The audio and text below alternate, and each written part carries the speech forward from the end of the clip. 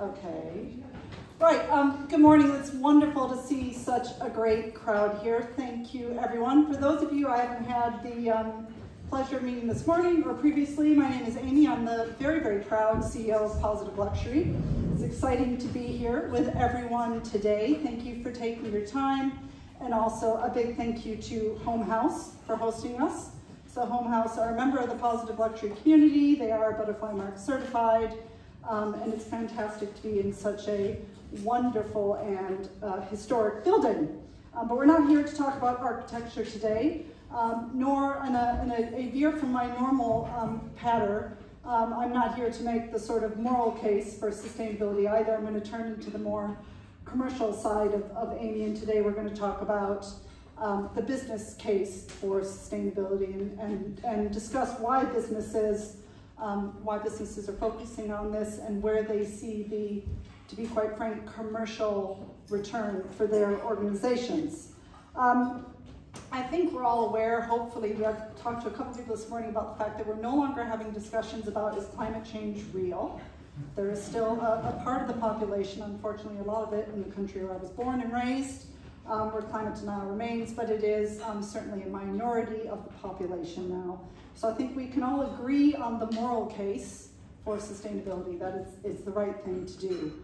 What we want to talk about is what the benefits are to business in picking up sustainability, in looking at their organizations and ultimately changing their business model and the way that they operate. Last year there was a fantastic report that was published in June by PwC that showed that 85% of the global population, as individuals, humans, those of us on a day-to-day basis, experienced the impact of climate change firsthand last year. That's a pretty astonishing number. I think most business people in the room are in some way, directly or indirectly, dealing with the pressure that we're getting from governments as legislation in this area increases, and people are dealing with compliance in a new, growing, and very meaningful way. We have the investment community increasingly valuing businesses through the lens of ESG, even if they say they really aren't. There's still a vast majority of investment houses who are looking at their assets and saying, are they de-risking their organizations and preparing for the future? And that's being seen in valuations. And I've talked to a couple people this morning already who were talking about the pressure or the sentiment they're getting from an evolving sort of employee base and the pressure they're feeling from that group for their businesses to be sustainable and to reflect the values that will help them attract and retain talent. So in the midst of all of that, you would think that every business that anybody, those of us at Positive Luxury talk to, would be increasing investment in sustainability, increasing focus, really trying to accelerate their efforts to deal with the impact of climate change and how it's going to affect, I guess, the continuity of our businesses in the future. Unfortunately, we all read the headlines every day. We're all running businesses. We know that right now business is particularly challenging. The world is an unstable place. Macroeconomic conditions are tough. Most leaders that I talk to are trying to deal with the pressure that they retain to keep delivering growth and deliver ongoing returns on either a quarterly or annual basis. And that's making, I guess, the perhaps drive or the desire to get their businesses to increasingly focus and invest in sustainability very, very difficult. The question I would ask is, how long is Mother Nature going to allow us to kick the can down the road? Because from what I can tell, she tends to not listen to economic conditions. And she's trying to get a lot of attention at the moment. She's very, very hungry. So these are all things you would expect me to say. What a surprise, I run Positive Luxury. This is what we think about day in and day out. What's great is today I'm joined by three fantastic executives. They're here, but there's their pictures just to help you, who are going to talk about the business case for sustainability from their perspective. We've got a real mix of people here. So first, from a business perspective, we have an SME from the fashion industry. We have a large beauty business, but one that is part of a large publicly listed conglomerate. And we have the head of one of the most, I guess, probably the most famous premium drinks brand in the world. So through a really different lens, of fashion, beauty, and drinks, different size organizations, all in a different place in their journey, and also all who come to business from a different corner. So production, marketing, and finance originally, but who are all using and implementing sustainability in their businesses on a day-to-day business basis. So let me do some introductions, because I said I would do this for them, so they didn't. So, Corinna, thank you for being here. Brabazon, she taught me how to say her surname this morning.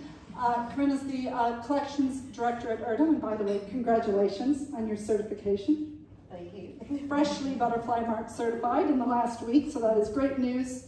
So Corinna originally trained at the Parsons School of Design in New York, more recently completed an executive master's at SDA. Yeah, okay, got it right. She's held a variety of very, very cool sort of product-focused roles, from Roland Murray and Amelia Wickstead. She worked at Stella McCartney on the menswear line, where, as you can imagine, she really started to get a focus on sustainability in her role. More recently, she was the Director of Production and Sustainability at J.W. Anderson before joining Erdem. Deb Caldow, seasoned marketeer, someone who comes to the world from the corner that I originally did. She's been working at the intersection of marketing and sustainability for the last 8 years in her role.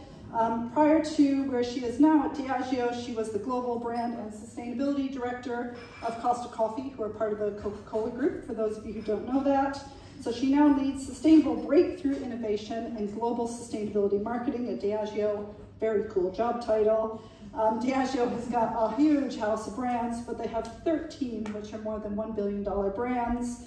Probably favorites of many of us in the room: Guinness, Tanqueray fans, Don Julio, and Johnny Walker. I've done a little bit of work with the Diageo team recently. I just want to show some of the cool things that this large business is doing to innovate. Deb believes that marketing has a key role to play in creating a more sustainable future, and I love this bit of her bio: through showing, not telling, and choosing progress over perfection, which is something that we are beautifully aligned on and talk about frequently as well. I think we've got one more cool image here of, these are all part of a Pack Positive initiative that's running across Diageo, where they're doing all sorts of things to make us think differently about how we might place value on a premium drinks product in the future. So very, very exciting to see all of that. And finally, last but not least, ladies first, Mark. Mark Johnson is the global president of Molton Brown, who are owned by the Cow Corporation in Japan. So I always say a Japanese Unilever. Mark joined the brand in 2003, so wins the Corporate Loyalty Award today. But as the VP of Finance and Admin, I can tease Mark because he and I worked together for 8 years at Molton Brown, during which time he became the GM of the US business. Oh, the stories he could tell, and she's not going to tell. Thank you. In 2014, he became the global president of Molton Brown. He's done some amazing things with the brand and sort of breaking his own glass ceiling. It's a different kind than what we would be used to. But he looks after all the cosmetic brands for Cow across the America and EMEA region now, and has recently been put on the executive board in Japan. If you've ever worked with the Japanese, that's a big deal, so that's cool. So thank you very much to all the panelists for being here. I'm just going to ask some questions and facilitate a few things and see where we go. Okay, so I mentioned at the start that 85% of consumers, general individuals, the public, felt the impact of climate change on a day-to-day basis last year. I'm interested to hear from you guys whether you're seeing that within your businesses. So are you experiencing the impact of climate change now? And do you expect that to impact your business, or I guess to what degree between now and 2030? Corinna, you want to start? Borrow the mic? I think the most obvious one for us is supply chain. It's always been a bit of an issue. I think COVID and political instability have compounded it. You see it with the bigger brands, Chanel and Hermes, have been securing their own suppliers, tying up for years. Prada's just recently bought a tannery, and really it's a way of trying to secure production. I mean, it happens further down the line. We have mills, manufacturers dealing with floods, landslides, and then of course further down the line we have yarn suppliers. The drought in Pakistan last year, so cotton price went shooting up because there's a lack of supply. So it's sort of persistent, and it's got to the point where you'd expect it. And as a result, we've been trying to bring supply chains closer to home. I think everybody has across the board on that. I don't think that's unusual.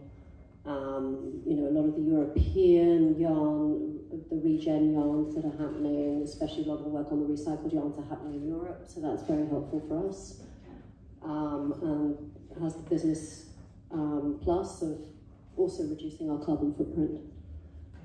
But yeah, it's one of those things we've been trying to really try and secure our supply chain as much as possible, plan ahead, critical path, we've moved it forward, plan for disasters.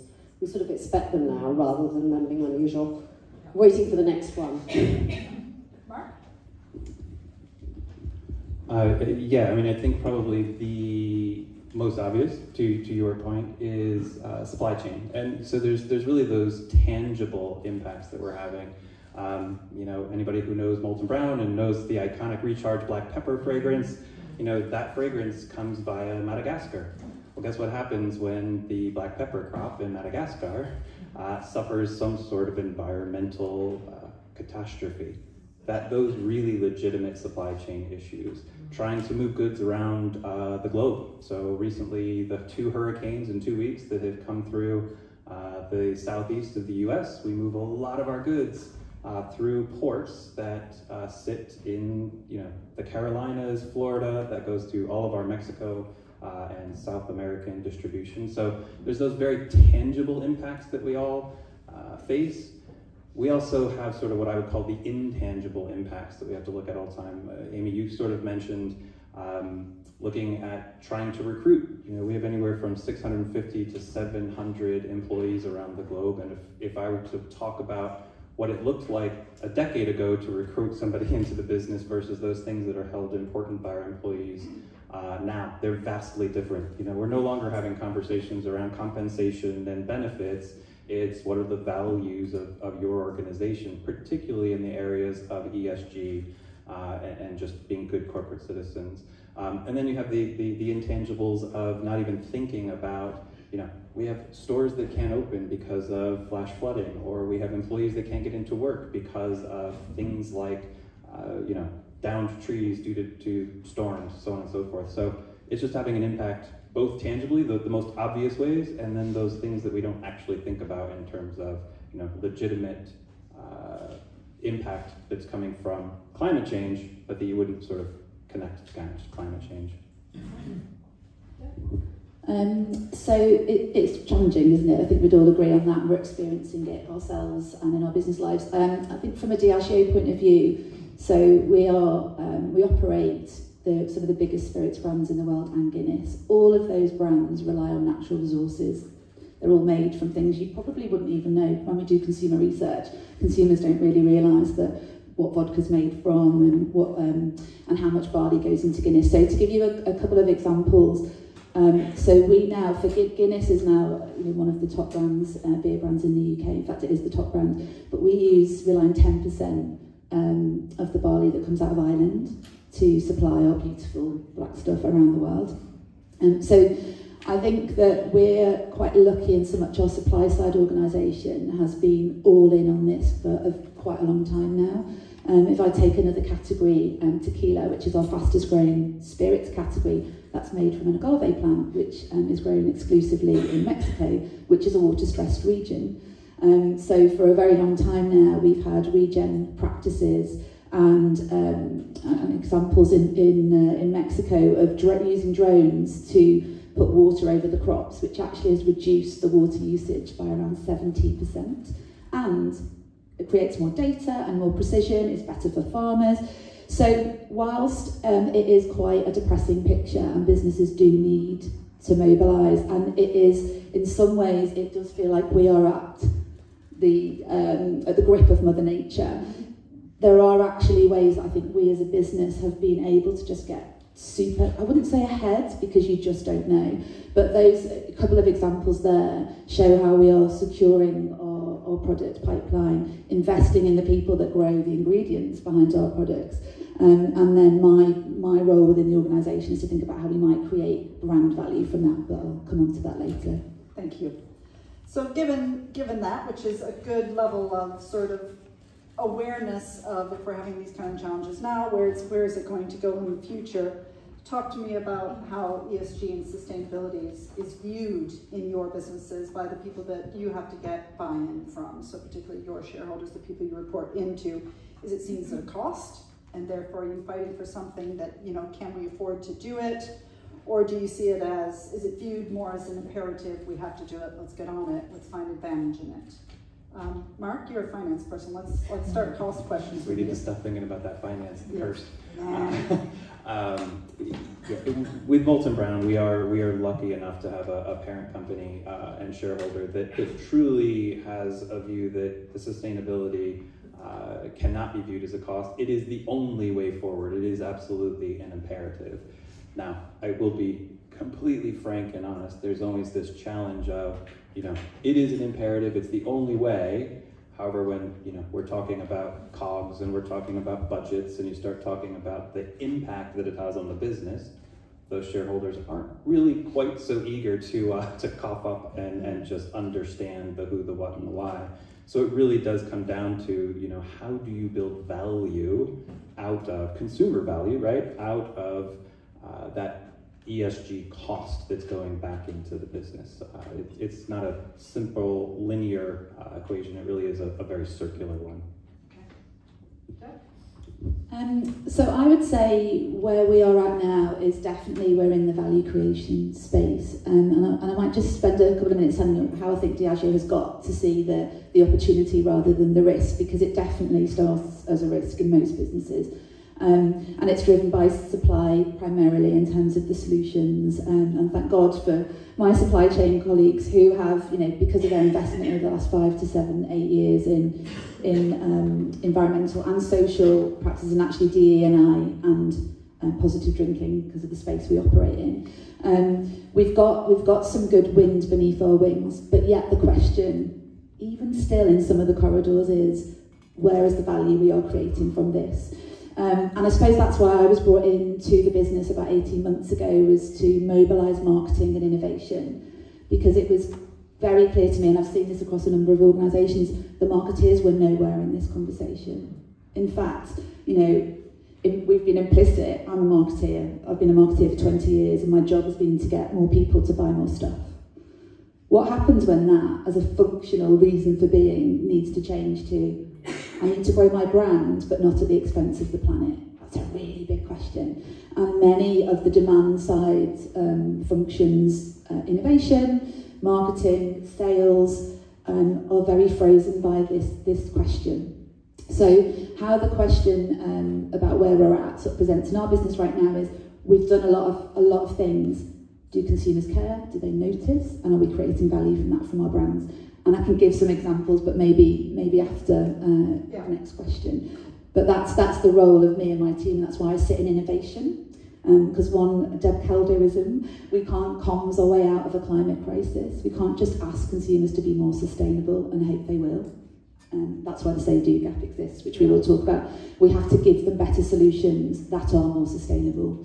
And the pictures there that were on the screen are just better solutions. That first pack, Johnny Walker Blue, is heavily lightweighted versus what it was before. We've taken out so much weight out of the glass. We've used patented technology to lightweight, and then we've shared it. We've open sourced that patent. To have to reframe luxury as lightweight when luxury is being defined by heavy bottles, embellishments, that's a marketing job. Reframe lightweight luxury as a desirable consumer job to be done. So I suppose that gives you both a sense of the mindset that we're in as a business. We're only just really starting though, progress over perfection. This is not a scalable technology yet, but I believe that the role a luxury brand can play is create aspiration around a future that is lightweight. So I'm happy to expand on any of that as we move through, but I'll stop there for now. Well, coming from the fashion sector, the compliance stick has been incredibly useful. I'm trying to persuade a board of directors to spend more money. Also, really at the other end of the scale from your companies, very SME, we are hugely affected by economics. Matches went to the wall in March. created a big hole. So we're very conscious of short-term, medium-term, long-term goals. You know, these are the targets we'd like to get to.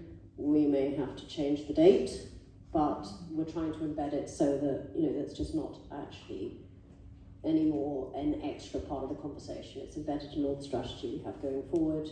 It's just in there, and we will look at how we have to move that around. If we have to be flexible, we have to change what we're aiming for in the short term. That's what we'll do. So that's really sort of where we've come from. I think it's a lot easier if you started a fashion brand tomorrow. You know, it's turning. I feel sometimes like I'm, you know, 90 degrees in the Suez Canal sometimes. There's a lot of retrospective things that need to change, and putting all of that in place, and then bringing the brand up to being compliant, and then also looking at what else can we do, looking at innovative ideas, especially with yarns and fabrics is one of the big things that I'm very keen on. And one of the things we'd like to do is start investing ahead into ZQ wool, regen cotton, buying ahead. That would also secure some of the supply chain problems, but also it gives us a chance to really push the envelope in areas that wouldn't have really been in the company culture even 2 years ago. Just on that, if I might, the idea of particularly, you know, unwinding the legacy way a business has created its products and sent them around the world. That is a massive job. It is. You're right. I often think, gosh, it'd be so much easier to be in a smaller brand that maybe can be sustainable by design, has been bought out because you are starting in the right place. You know, our brands are over like 200 years old. But actually, what we're finding is a couple of things. Actually, innovations that we should have just been doing anyway because they made sense for consumers or for our retailers will now happen because they really, really need to. So one example of that is circularity within spirits. So for years, beer has been sent around the world in the ultimate returnable model, right? It leaves the manufacturer in a big keg, it goes to the pub, it gets enjoyed by the consumer, and then it gets returned and cleaned. Why have we not done that for spirits? Why have we, you know, for the last, we, the industry, for 200 odd years, been continuing to send single-use, one-way glass bottles into a pub and then not wondered what happened next? What we're finding is we just announced something last week, and it might sound like we have all the answers, we actually don't, but we have started trying to just launch and share them with the industry before they're at scale. But we've just launched a circular spirits system, and actually it's brilliant because the reason it's brilliant is not because it's saving the world and will change that. It's actually solving a problem for many people in bars that they've had for years, which is in a busy service, I need to constantly go down to the cellar and get another bottle of Smirnoff, other vodkas are available, and you know, Johnny Walker. What this system that we've just put in called Everpour does is it pumps spirits from the basement into the optic and is automatically replenishing them all the time. So the triple, I'll talk about the triple win, but the triple win, right? Carbon reduction is enormous. Anyway, we're still doing the LCAs for scale, but the prototype LCA is looking like 70%. The brands look beautiful because they're all lit up with this sort of reflowing, filling thing.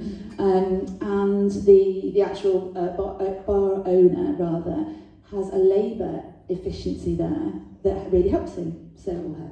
So I think that it is really, really difficult to unwind legacy things, but there are these things lying there in front of us that we should have just been doing differently anyway, and I'm loving using this sort of, why does it take a climate crisis to get a really good innovation through? But that's the reality, that is the reality. Human nature. Anyway, as a pub customer, I'm grateful for the innovation in vodka, so that's important. Deb, when you and I were talking a couple of weeks ago about today, we were talking about the cost of sustainability versus the cost of inaction. You had quite a strong view on that topic, and you were sharing your experiences at Costa Coffee with me, and I thought there's just a great simple story in there about the cost of inaction. Is this the boardroom? Yeah. Okay. So I was in Costa when Coca-Cola bought the brand for $5 billion. And I was made Global Brand Director, which was about taking the brand into new markets. So those of you that know Costa, because it's on every high street corner in the UK, probably won't know that China is its second biggest market. The Emirates, quite a big store footprint, but with Coca-Cola's buyout, wanted to take us into absolutely everything, machines, cans, at-home products. So really, a double the size of the business in the next 3 years. And no one was really asking the question, what will be the impact of that doubling the growth?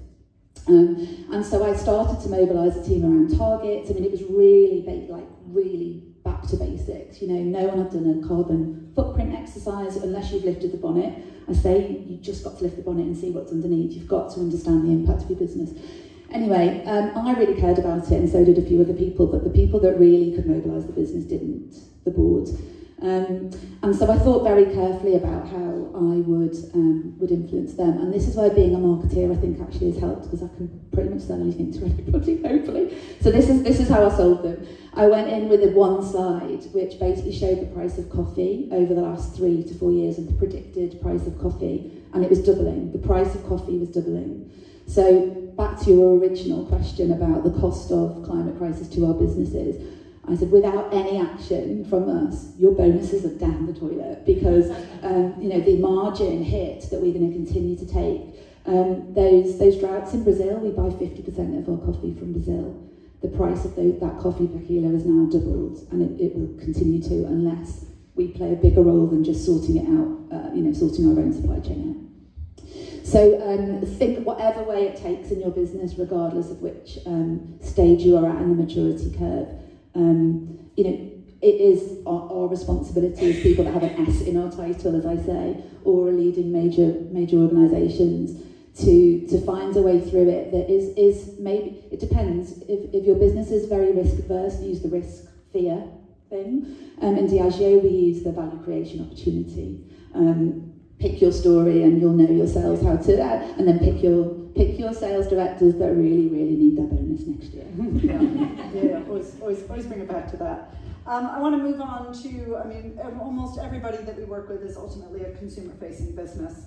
So I want to talk about the one thing that everybody would love that would help make the business case great, which is my consumers won't buy from me if we're not really good at that. But I think everybody in the room knows there's still a large gap between what consumers say they want and what they will do, and how their behavior is actually reflected, whether they're buying a bottle of black pepper, a bottle of vodka, a beautiful jacket, or booking a hotel room. At the end of the day, it's about how big your bonus was, perhaps, these sort of choices. Can you talk to me about your views on where the responsibility lies to try to close that gap, and how we can do more to try to, I think educate might be the wrong word, that could be part of the problem, but how do we try to build the attraction of sustainability and products that are doing this in, I guess, a lower impact way? How can we make that sexy for the luxury consumer? Who wants to go first? Mark? I'll go ahead with Mike. There's certainly a huge gap between sort of what a consumer will communicate and their intention versus what they're really willing to either give up or pony up with. And very similar to what you were talking about, Deb, is we have this motto within Molton Brown of rewrite the rules of luxury. And it's almost the way we're taking the consumer on that journey is not necessarily to try to position ourselves as the eco warriors, or putting ESG sort of at the forefront of the messaging we're giving to consumers. So we're always trying to create value and sensorial experience that has the ESG component built in, and we can speak to it if there's a consumer that is truly something that is important to them. But most of our consumers, we sort of find that that's not the driver behind their engagement. That's not the emotional connection with our brand. It's sort of a nice to have. So we really look at it as our responsibility to provide the consumer with sort of this luxury experience, these products, these sensorial, emotional connections that they can ultimately feel good about without them really knowing that that's what's happening. It's not because they're asking us for it or demanding it of us. It really is just about we're doing what we believe to do the right thing to provide the value or create the value that they're looking for, that we as an organization can feel good about as well as them.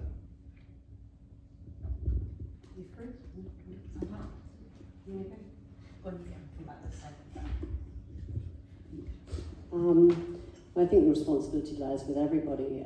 As Mark said, ultimately what we're trying to do is, there are no bad choices, there are better choices, but ultimately what we're choosing from, there is nothing that is particularly going to be bad.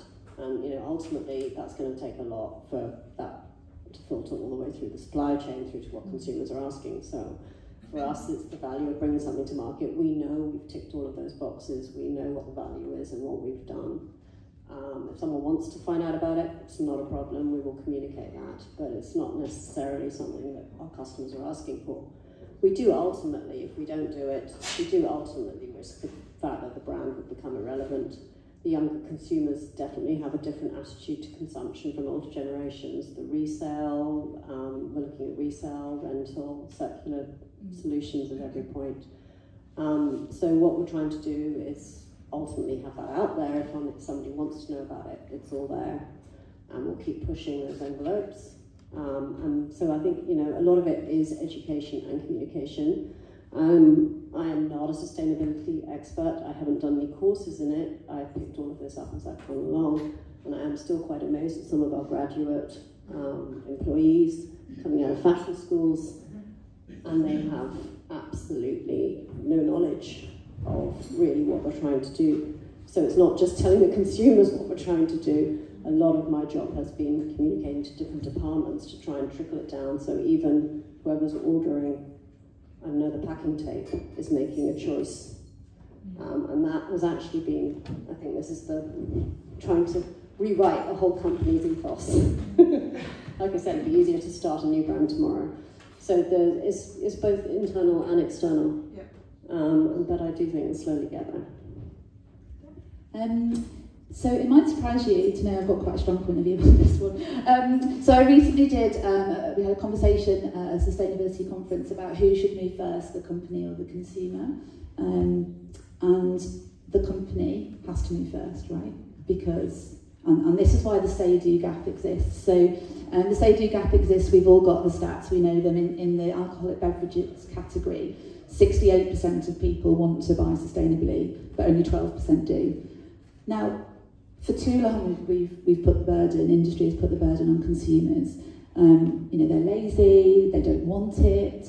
They do want it, but they don't want to compromise, which, they've got every right to feel that way. The main reasons why the say-do gap exists in our category, and I imagine it's very similar for others, the top reason is it's too expensive. You've asked me to pay more, you're penalising me, you're passing on the cost. And then the second and third reasons are to do with, I don't feel like I'm empowered, I don't know if this product is more sustainable or not. And thirdly, it's around, they're just not as good, they're not as maybe effective, or smell as nice, or so for us, we need to step into that space and create new. That's why I sit in an innovation team, because it's about creating the new solutions. But I suppose the other part of the say-do gap, as well as creating the solutions and whether the consumer, customer, or brand moves first, is then when you've done that, you do need to talk to them about it. And how do you talk to them about it when we're all terrified of greenwashing? So a couple of thoughts maybe on this one. I think that we've just done a piece of work, and it's against our innovation pipeline to say, if we did all this, if we changed the way we sourced our ingredients and the way we made our packs, that's going to cost a lot of capex. We need to be able to answer the question to the business: is there value, or is this just about business resilience? So we took a study to nearly 4,000 consumers in 5 key regions on 8 of our brands, and we asked them. Basically, we did a sort of probably the biggest claims study we think we've ever done, and we put all our core brand claims in, like Smirnoff, made through charcoal filtered water since 1980, whatever. And then we looked at purchase intent with those claims, and then we layered in other types of claims, all different types of claims.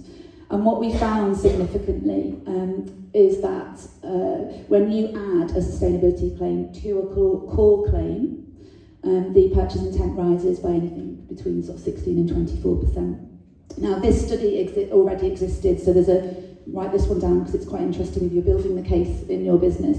There's New York University and Stern got together and did a study on this, and we've then done it for our own industry. They did it on 9 US brands, and they found the same. And actually in our category it's even more, the purchase intent increases more. So we've got this concept called the tiebreaker. So if all else is equal, the bottle looks as beautiful, the price is similar, there or thereabouts, the product, honestly, I know we all think our product's best. Black pepper definitely is.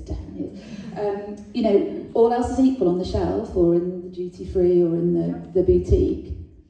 The sustainability one is the one that might nudge you over as a consumer. So that we're not claiming at Diageo, it is, I think you lose credibility if you go in all guns blazing. You know, people will make their decisions purely based on sustainability features. That's not the case. But what is the case is the new source of competitive advantage is probably not taste or beautiful packaging anymore or sensorial experience. It probably is the sustainability benefit that you can present to the consumer. Thank you. I want to make sure that we've got time for some questions from the audience. So who would like to ask Corinna or Deb or Mark a question? I have to be the person who runs around the room and delivers microphones. Susie. Hey everybody, stand out, bit exposed. Hi, interesting. I have a skincare brand, very complicated. The consumer really doesn't so much care about what I do to do my ESG blueprint, but they care about the ultimate benefit of their skin. My question to all of you is, are you using synthetic technologies, biotechnologies, to try and find some of your materials? I can't answer that one, so I will pass it over to somebody who can. Can you? Ish. I'm not sure if I can answer that question. We do quite a lot of work with a lot of the artificial recycling yarn companies. There are a lot of technologies happening, especially in Europe. So, you know, plastic bottles recycled into poly yarn and things like that. So, yes, we don't have a lot of buying power, we're too small. So we tend to have to piggyback on what other people are doing. But where we can, it's one of the big things that we're really looking into, and we've really pushed quite hard at Erdem. Don't tell Erdem.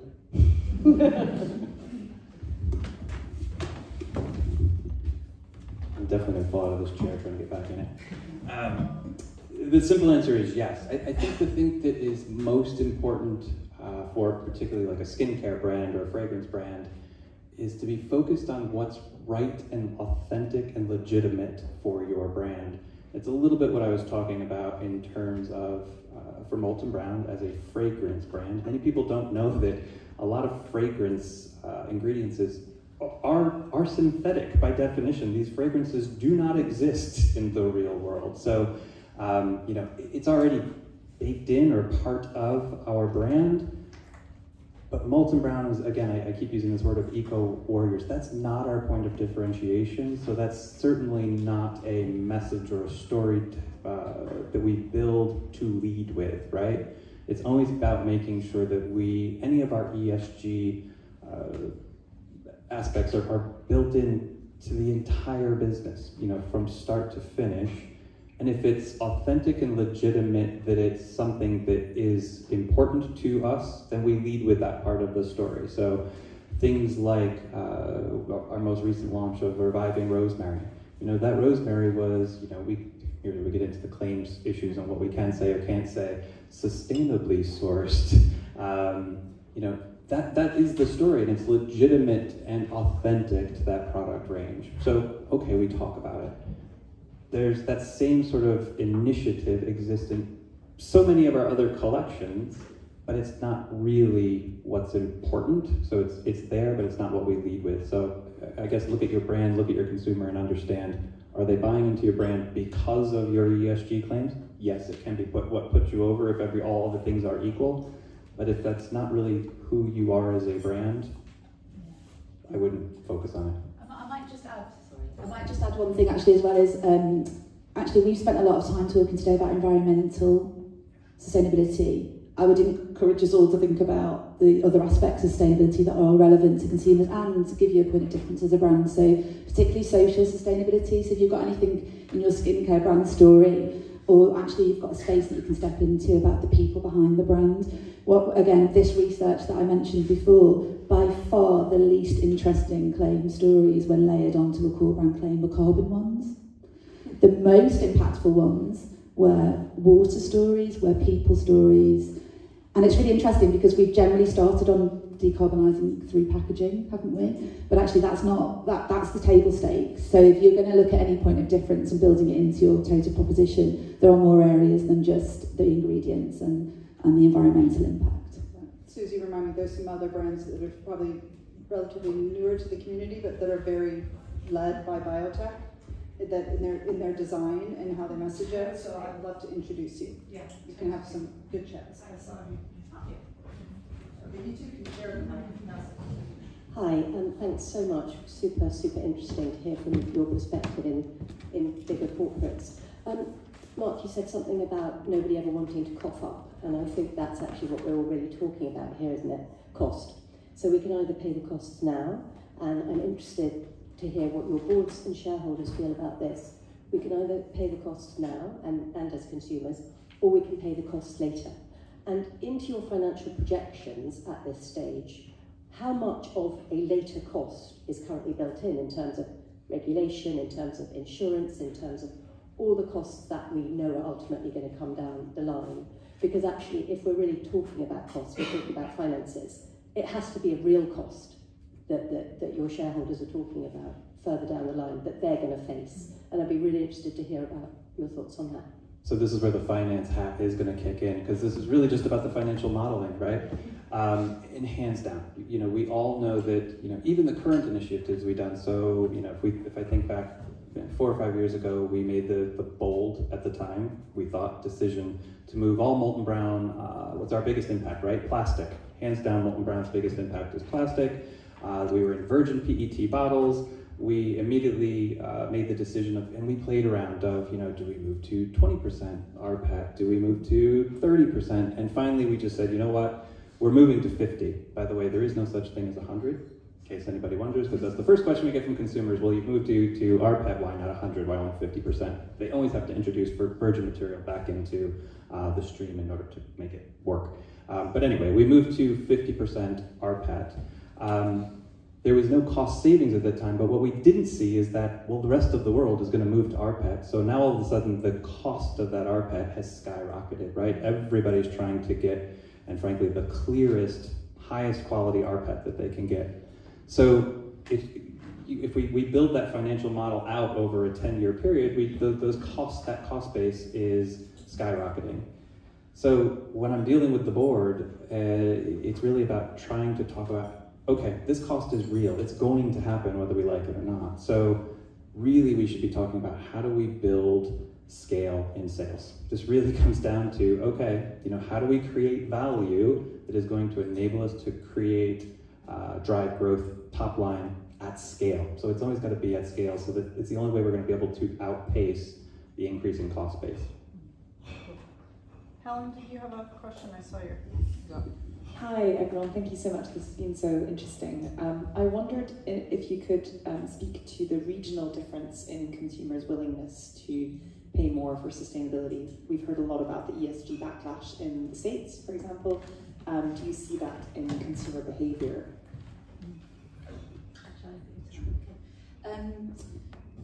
So if the question is, do consumers care in the biggest grand scheme? Yes, they do, but they don't want to compromise. That would be my first sort of point of view. And then, do consumers care in different ways depending on where they are in the world? Is that sort of what you're getting at? Yeah.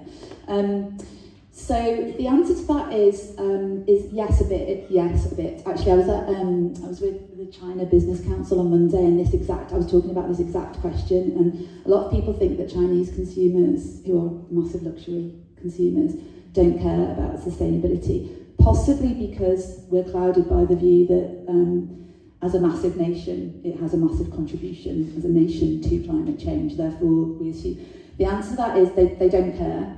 They do care, rather, sorry, but they also, the same rules stick. They don't want to compromise.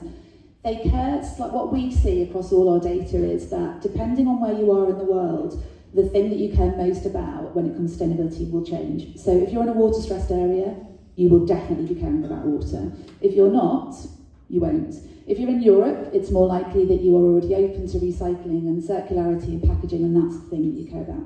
If you're in Africa, social harmony and the more social side of sustainability and water trump any other sort of concern. So I suppose we're all humans. If we think about, in fact, the word consumer is actually also one of the wrong things about the legacy of an industrialisation, isn't it? But we won't go there. Humans care about the world usually that is in front of them rather than far away. So what they care about, what matters around them, and that can differ. I don't know whether that answers your question or not. Cool. One final question, but if you think do you two want to? Can I hand it over? Not someone's. I'll probably keep it quick. Within our brand, we see two things. There are hygiene factors and then there are motivating factors when it comes to ESG in general.